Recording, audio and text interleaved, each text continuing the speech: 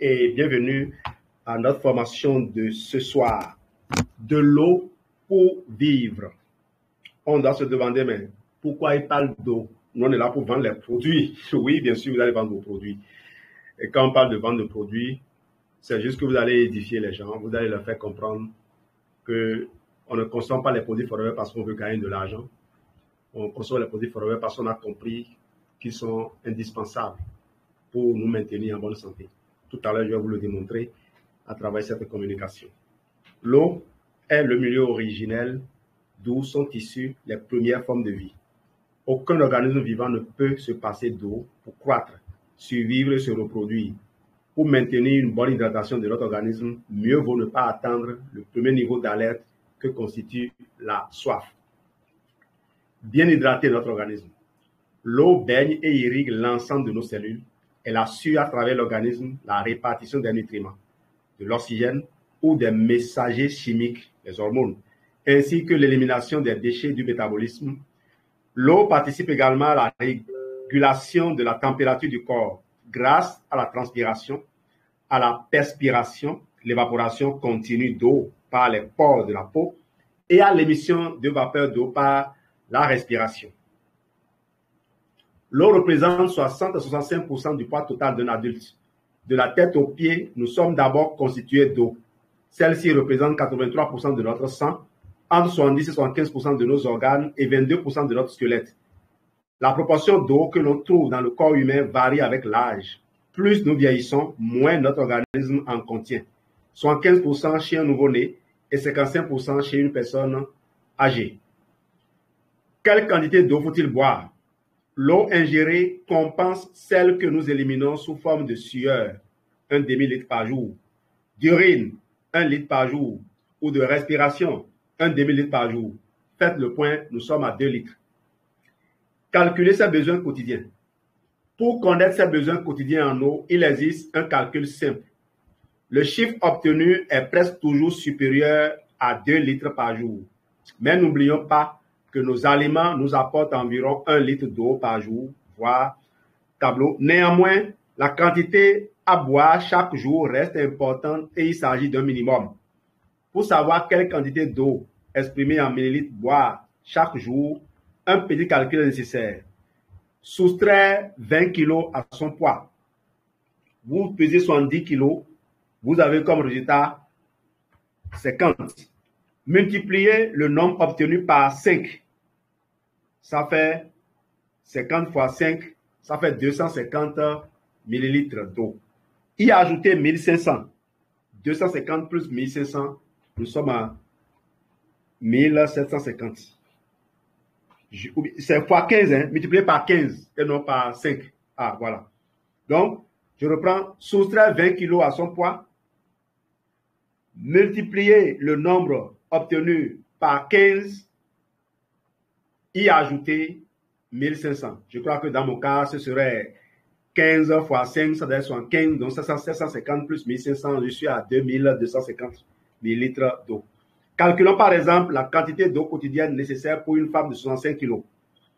65 moins 20, ça fait 45, fois 15, 675, plus 1500, ça fait 2175. Cette femme aura besoin chaque jour de 2,2 litres d'eau, dont environ 1 litre sera apporté par les aliments. Elle devra donc boire au moins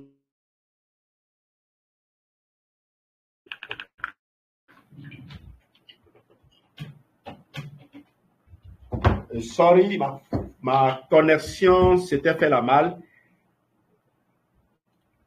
Oui, c'est bon maintenant, je suis revenu. Je reprends donc. Pour cette femme, elle aura besoin chaque jour de 2,2 litres d'eau, dont environ 1 litre sera apporté par les aliments. Elle devra donc boire au moins 1,2 litre d'eau par jour. Alors, si son alimentation est pauvre en eau, elle doit donc devoir compenser le manque. Des besoins qui peuvent varier.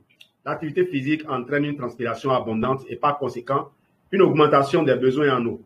Une heure d'entraînement provoque la perte de 1 litre d'eau et un footballeur élimine généralement 4 litres d'eau par match. En cas de fièvre, de diarrhée ou de forte chaleur, il faut boire au moins un demi-litre d'eau supplémentaire par jour. La même règle s'applique aux femmes enceintes ou à celles qui allaitent. Voilà le tableau dont on parlait, mais tableau auquel il ne faut pas se fier. C'est juste des estimations. Voilà. L'eau, un élément vital. Il est indispensable de veiller à reconstituer ces réserves en eau, faute de quoi des problèmes de santé peuvent apparaître. Boire de l'eau pour rester en bonne santé. Une perte de 2% de la quantité d'eau contenue dans le corps déclenche la soif, le premier niveau d'alerte. Une perte de 10% engendre des hallucinations et une perte de 15% entraîne la mort. La soif est un indicateur tardif de la déshydratation, en particulier chez les personnes âgées. Il faut boire avant d'avoir soif, surtout lors de fortes chaleurs et lorsque l'on pratique un sport. D'une manière générale, mieux vaut trop boire que pas assez. Si vos urines sont foncées, il est probable que vous ne buvez pas suffisamment. Contrairement à une idée reçue, boire beaucoup ne fait pas maigrir. Les autres boissons, même si l'eau reste la seule boisson rigoureusement essentielle à notre organisme, différentes boissons sont disponibles dans les rayons de nos magasins, tels que les eaux minérales, les eaux de source, les jus de fruits, les sodas, les laitages à boire ou les tisanes. Attention aux boissons riches en caféine, café, thé, cola. Elles apportent de l'eau, mais stimulent son élimination en faisant uriner davantage. Elles ne devraient pas constituer la seule boisson. De la même manière, les boissons sucrées, dont font partie les jus de fruits, présentent des inconvénients. Les autorités de santé recommandent de ne pas boire plus d'un verre de jus de fruits par jour et de préférer les jus fraîchement pressés aux jus industriels. Alterner les types de boissons est un bon moyen de boire suffisamment. Merci de votre excellente attention. Alors, nous vous présentons ici un mélange exclusif de plantes, érythrocoque, schisandra et de vitamines B3, B5, B6, B12, développé par un scientifique russe très renommé, spécialisé dans le domaine du sport, active, entre autres, les performances mentales, favorise la résistance de l'organisme à l'effort et facilite la récupération. Ça, c'est le Forever Active Boost que vous pouvez mélanger à de l'eau. Merci. J'ai parlé juste de Forever Active Boost, mais vous avez le Forever et l'aloe vera gel. Vous avez l'aloe vera gel que vous pouvez boire directement. L'aloe vera gel est moins toxique que l'eau.